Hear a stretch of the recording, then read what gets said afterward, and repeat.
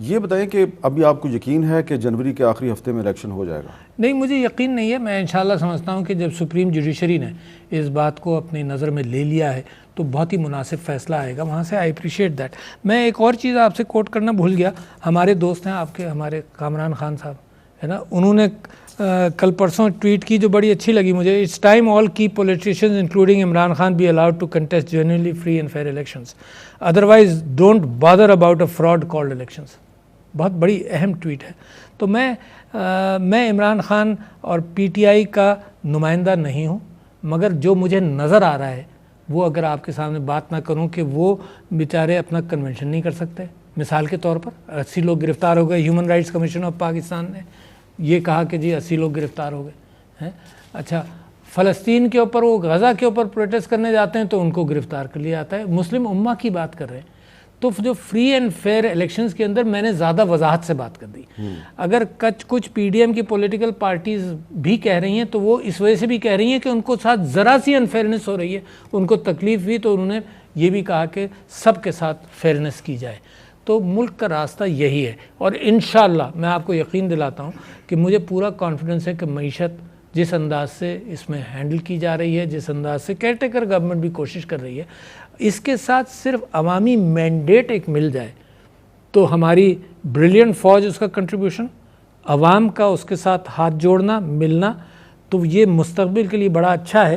کیونکہ اگر یہ الیکشنز ایسے ہو جائیں جس کے اندر مینڈیٹ صحیح نہ ہو تو یہ ایک پیر کی زنجیر بنی رہے گی. اچھا، ابھی آپ نے غزہ کا ذکر کیا تو آپ اسلام آباد میں جو فلسطینی سفارت خانہ ہے آپ نے وزٹ کیا، امبیسڈر احمد جواد سے آپ ملے.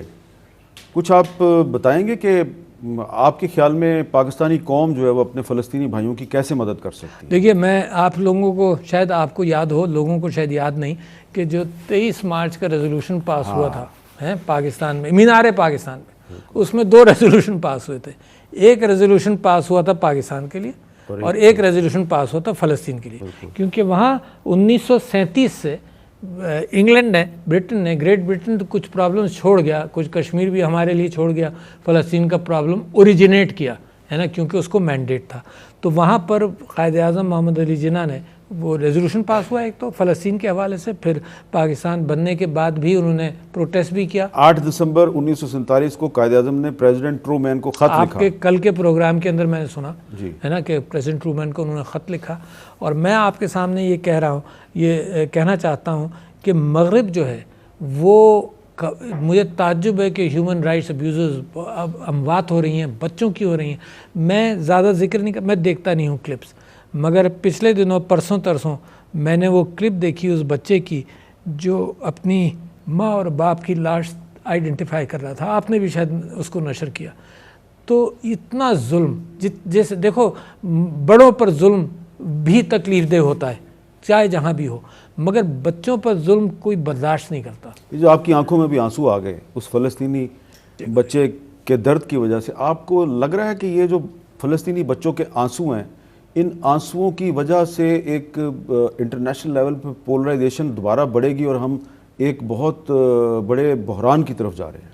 مجھے لگ رہا ہے کہ بحران کی طرف جا رہے ہیں، مگر یہ ہیوبرس ہوتا ہے جس کے ہاتھ میں طاقت ہوتی ہے نا، یہ ہیوبرس ہے. یہ میرا خدا ہے، اللہ اکبر، جس نے قرآن کے اندر یہ کہا کہ ایک انسانی جان بچا لی تم نے انسانیت بچا لی، اور ایک انسانی جان ضائع ہوئی تو انسانیت کا قتل ہوا. اس میں مسلمان کا ذکر نہیں ہے نا.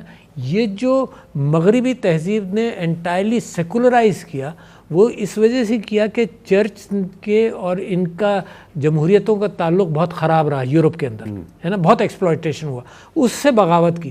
نتیجہ یہ ہے کہ جمہوریت اس وقت، وہاں کی جمہوریت مادر پدر آزاد ہے. میری جمہوریت جو ہے اس میں قرآن اینکر ہے نا، انسانی جان کا تحفظ اینکر ہے.